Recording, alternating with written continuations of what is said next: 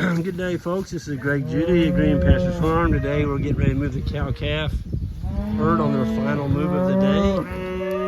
And there's spring calving cow-calf pairs in here. And then the September fall calving bred cows are in here. Along with about 48 2023 heifers. And then of course there's 100 calves in here that were just born in April, May. Here they go. Isaac's getting ready to take the wire down. These cows are ready to go, man. So this will be the third move of the day. Got cows in heat. We got some bulls that'll take care of that here in about 7 days. Man, look at them go up that hill.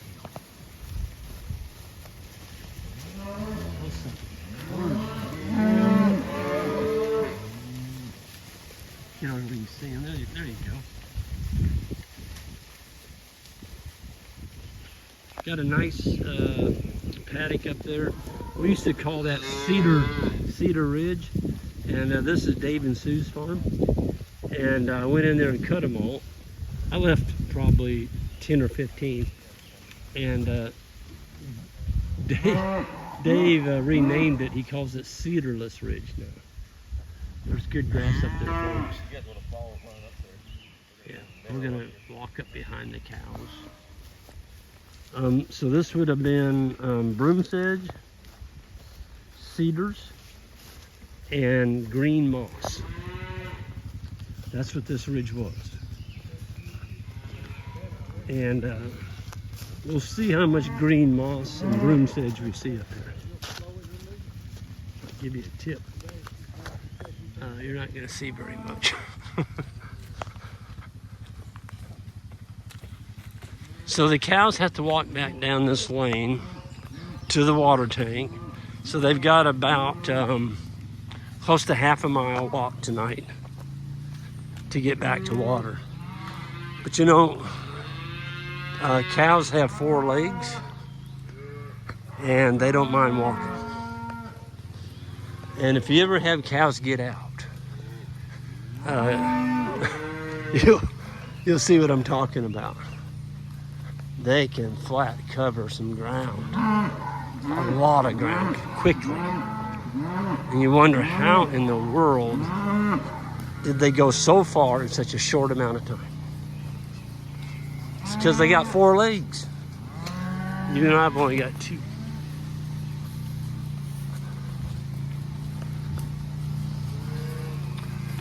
Come on, guys.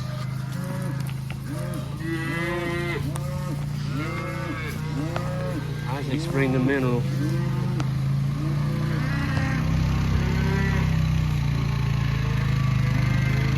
That's the cafeteria style mineral.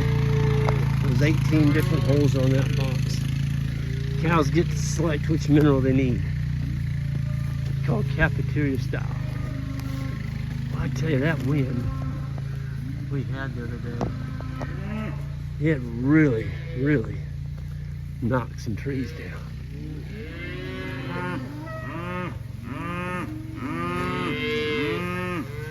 So when we got this, there was no grass in here.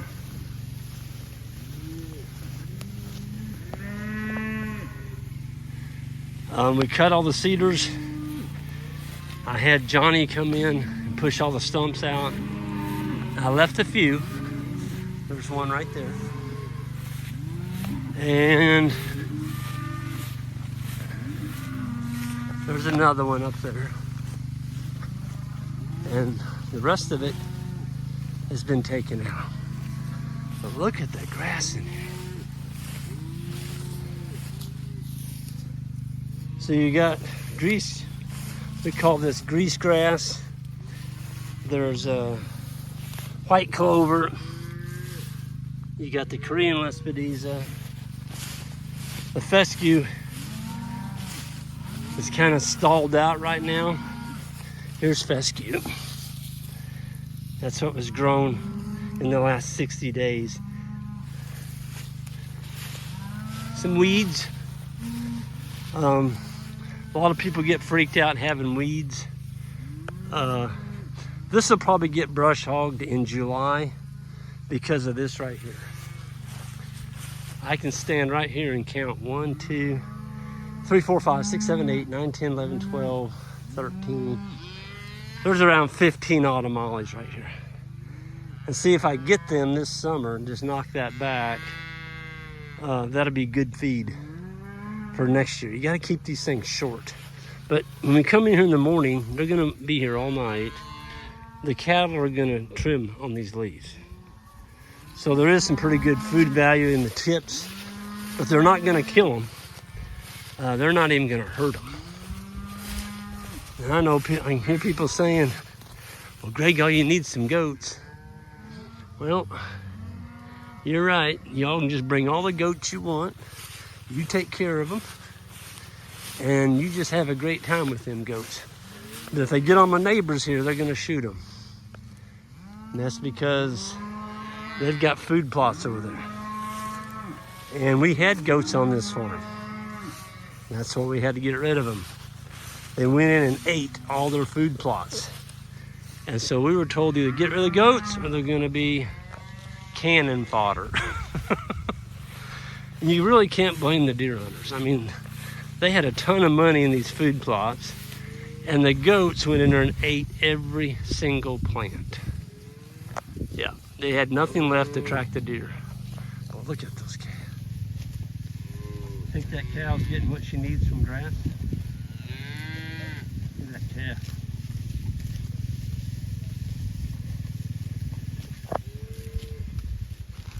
Tell you what, the young men are doing a good job of moving these cattle. There's just hardly any flies on the cattle at all. The vegetative grass in here, it looks like a brush hog. I mean, look at it. There's hardly any seed heads in here. It's all lush, new, vegetative, highly nutritious, very palatable, easy for an animal to eat, and easy for them to digest. And this will be our third grazing. And it's June 27th. This is the third grazing of the year on this particular farm during the growing season. Folks, look at that. That's 1 year. 1 year of autumn olive growth.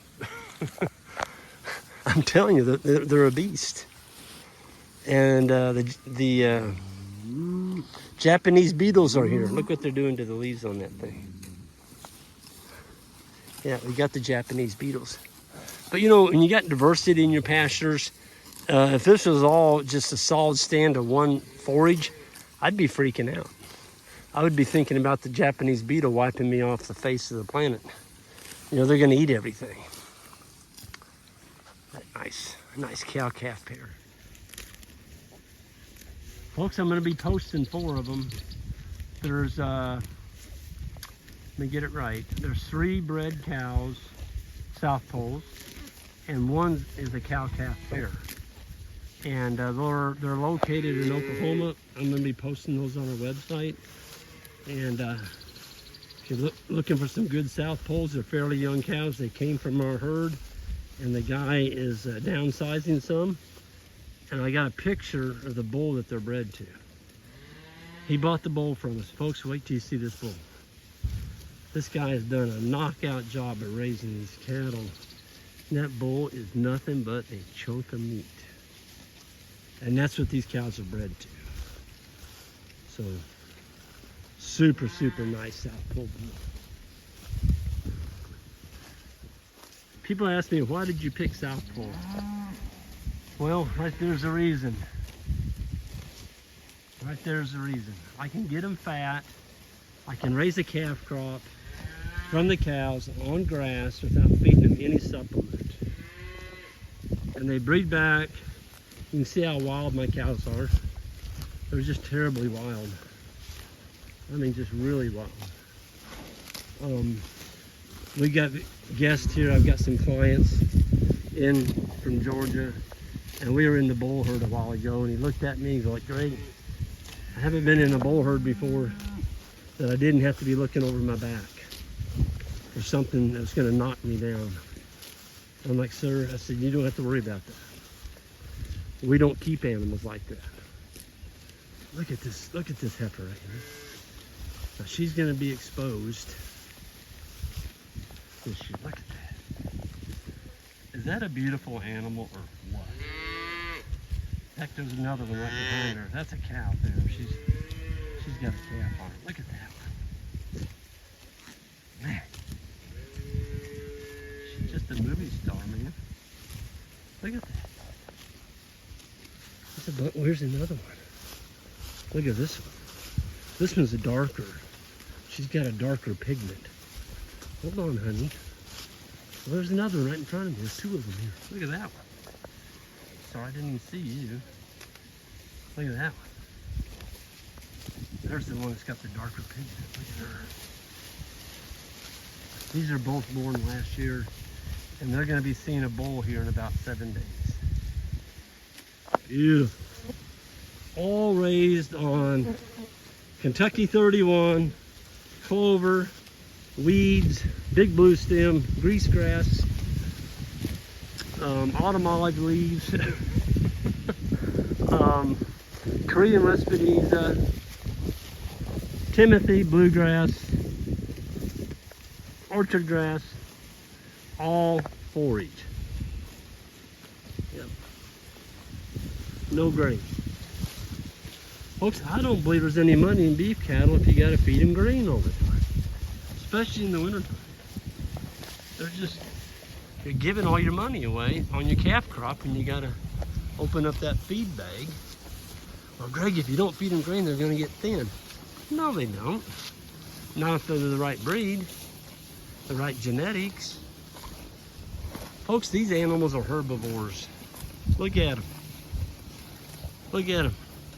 They are flat going after it, even the little guys. So back, why did we pick south poles? Well, look at the backs of these cows. How many flies you see on them? I mean, count. How many flies you see on the back of that cow right there? I want y'all to count them. It's easy to count. There aren't any. Big old fat goose egg, 0. Folks, I was in a herd. They're not being moved. And they're black. I'm not picking on black. I'm just telling you they were hairy. They had lots of hair on them. They hadn't slicked off very well. There must have been 1,000 flies on every cow. This was yesterday.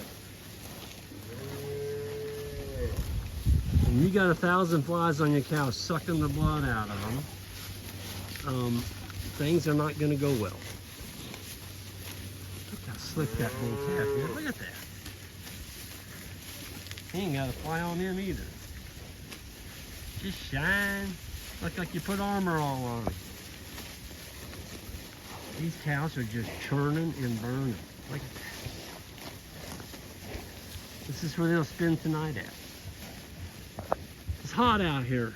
It's 4 o'clock. I swear it's 100 degrees. It feels like it's 100 degrees.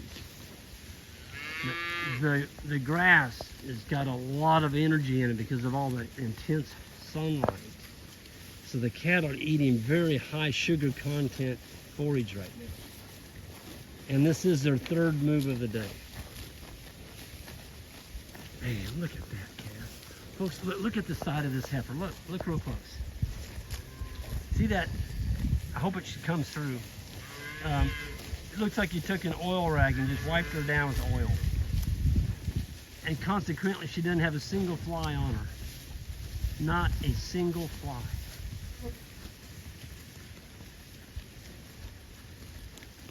There's another one.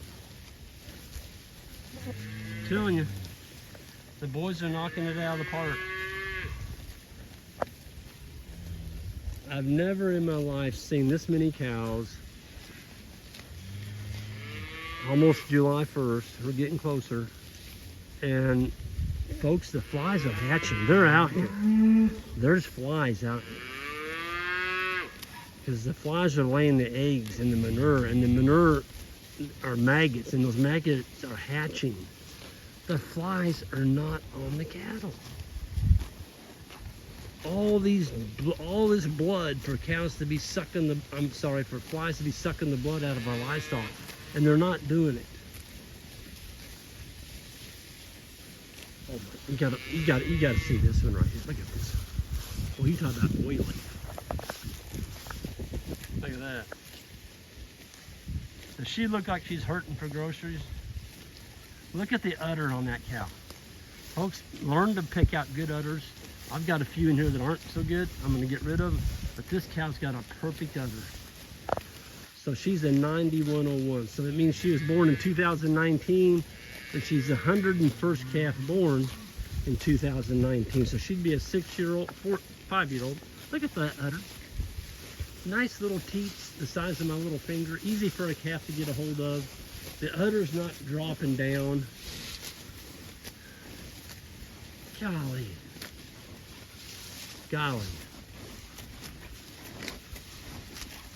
Look at the surface on this cow.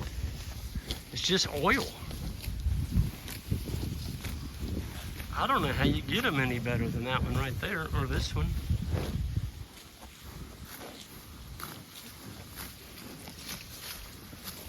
Remember, folks, you gotta have gut. If you don't have gut capacity on your livestock, you don't have a cow.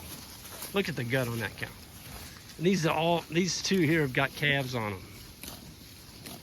There are some fall calvers in here, but that's not them. Those two have got calves. 094. Let's look at your udder. Yep, she's got a calf on her too. Look at the gut on that cow. I mean, she's got a gut. I think I just had a fly land on my camera lens. Probably landing on me. They're like, we can't eat on the cows, we're gonna eat on Greg. No, they're not bothering me at all. But anyway, I'm gonna get out of here. It's always a pleasure to move the cows in the heat of the day. This is 4 o'clock. It's right at 100 degrees out here, and the cattle are munching. Now, I would fathom a guess to say that if these are all black-hided animals, there's over 50% of them would probably be stuck in those trees over there. They can't take the heat. I got another movie star over. Look at this one. Look at that darn thing right there. I want somebody to tell me how you make a heifer any prettier than that one.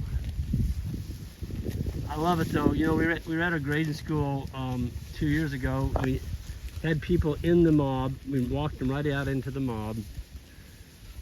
It was second week of May. They'd slicked off pretty nice, and they were looking kind of like this. And one guy, he was very nervous, and he was staying outside the crowd, walking back and forth, kind of muttering to himself. And finally, he walked up to one of my interns. And he said, "You know what?" He said, "This is all BS." And the intern looked at him like, "Well, what are you talking about?" He goes, "This is all smoke and mirrors. Greg's lying to us." He goes, "What are you talking about?" He says, "He's feeding them grain." Why is he lying to everybody? He's feeding these cattle grain because you simply cannot get beef cattle to look this good and this fat on grass. It doesn't happen. It doesn't happen. And my intern looked at him. He's like, "Greg would chop his foot off first before he gave a cow a bucket of grain. And we're sorry you feel that way." And the guy was just stayed outside the crowd the whole school. He's very, very uncomfortable. And I felt sorry for the guy. I really did. Because, you know, he was convinced, and I wasn't going to convince him that we weren't not feeding grain. But I'm sure he was. And maybe his cows needed grain. I don't know. But I'm telling you, they don't if you get the right genetics. I've never seen that before. Look at that. That baby calf is standing up on that mineral feeder. Like a goat. Like a goat. I'm going to go up there closer and look at that. He's standing on top of the mineral feeder. That's what goats do. Look at that.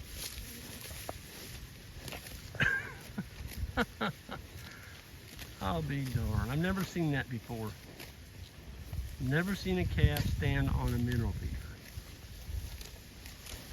bet he goes shooting off there when I get closer. Maybe not. That's funny. We have stout mineral feeders, as you can tell. That calf probably weighs, I don't know, 110 pounds by now.